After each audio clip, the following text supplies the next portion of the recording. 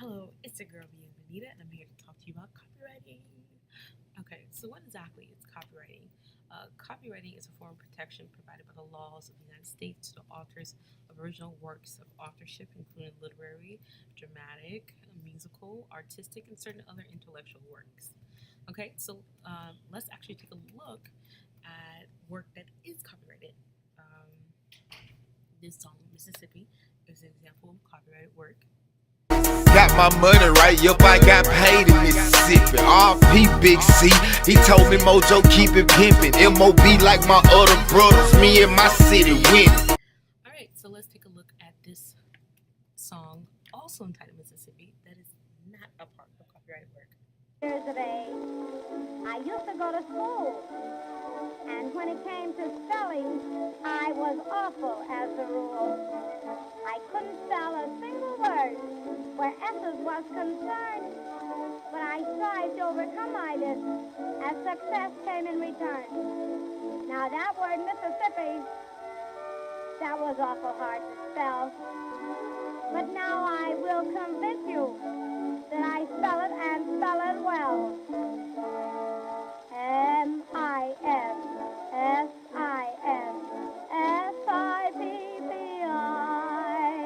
Okay, next we'll take a look at my pastor, Pastor Franklin Gibson, and his copyrighted work. The very statement, love like you've never been hurt, they cannot be sure. We had to do a lot of research in copyright because it's a public domain statement.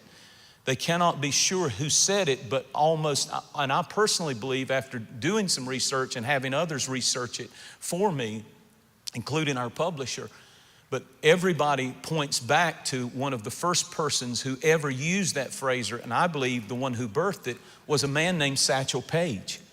Satchel Paige was the first professional baseball player who was a pitcher in the national leagues in baseball who happened to be a black man.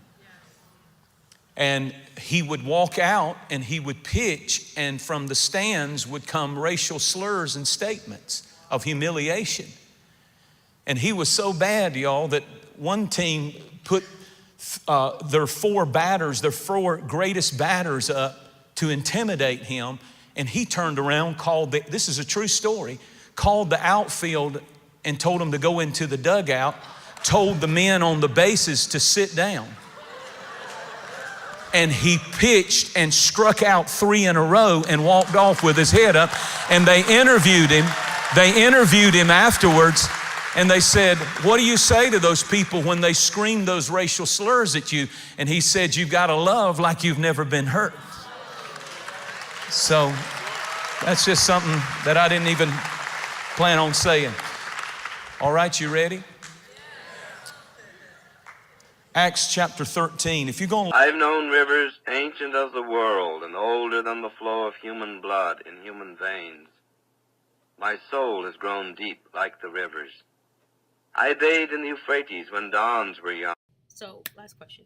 Do I believe in continued copyright? I don't believe that all copyright protections should continue, but I do believe that historical pieces of arts and ideals that has reached a huge amount of influence should not have an expiration date when it comes to copyright. I don't think people 300 years from now should look at a Picasso and have my name signed on there, because I definitely don't know how to paint. I believe that certain works of art should have a continuous copyright law that protects it. And that's my opinion. Thank you. It's BN Benita. Have a great day.